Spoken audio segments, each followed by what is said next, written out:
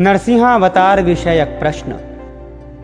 श्री मैत्रेय जी बोले, आपने महात्मा मनुपुत्रों के वंशों का वर्णन किया और ये भी बताया कि इस जगत के सनातन कारण भगवान विष्णु ही हैं। किंतु भगवान, आपने जो कहा कि दैत्य श्रेष्ठ प्रहलाद जी को न तो अग्नि ने ही भस्म किया और न उन्होंने अस्त्र शस्त्रों से आघात किए जाने पर ही अपने प्राणों को छोड़ा, तथा पाशबद्ध होकर समुद्र के जल में पड़े रहने पर उनके हिलते डुलते हुए अंगों से आहत होकर पृथ्वी डगमगाने लगी और शरीर पर पत्थरों की बौछार पड़ने पर भी वे नहीं मरे। इस प्रकार जिन महाबुद्धिमान का आपने बहुत ही महात्म्य वर्णन किया है, हे मुने, जिन अति तेजस्वी महात्मा के ऐसे चरित्र हैं, मैं उन परम विष्णु भक्त का अतुलित प्रभाव सुनना चाहता हूं।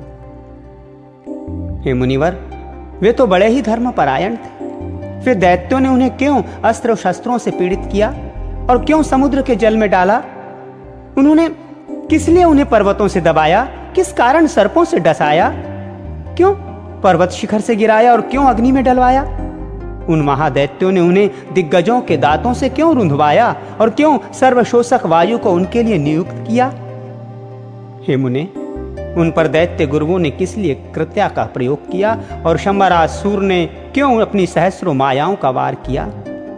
उन महात्मा को मारने के लिए दैत्यराज के रसोइयों ने, जिसे वे महाबुद्धिमान पचा गए थे, ऐसा हलाहल विष क्यों दिया? हे महाभाग, महात्मा प्रहलाद का यह संपूर्ण चरित्र, जो उनके महान महात्मा का सूचक है, मैं सुनना चाहता हूं। यदि दैत्यगण उन्हें नहीं मार सके तो इसका मुझे कोई आश्चर्य नहीं, क्योंकि जिसका मन अनन्य भाव से भगवान विष्णु में लगा हुआ है, उसको भला कौन मार सकता है?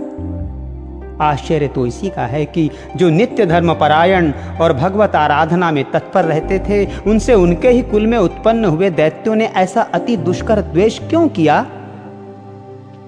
क्योंकि ऐसे समदर्शी और धर्मवीर पुरुषों से तो किसी का भी द्वेष होना अत्यंत कठिन है। उन धर्मात्मा महाभाग मत्सहीन विष्णु भक्त को दैत्यों ने किस कारण से इतना कष्ट दिया, सो आप मुझसे कहिए। महात्मा लोग तो ऐसे गुण संपन्न साधु पुरुषों के विपक्षी होने पर भी उन पर किसी प्रकार का प्रहार नहीं करते, फिर स्वपक्ष में होने पर तो कहना ही क्या है। इसलिए हे मुनिश्रेष्ठ, ये संपूर्ण वृत्तांत विस्तार पूर्वक वर्णन कीजिए। मैं उन दैत्यराज का संपूर्ण चरित्र सुनना चाहता हूँ।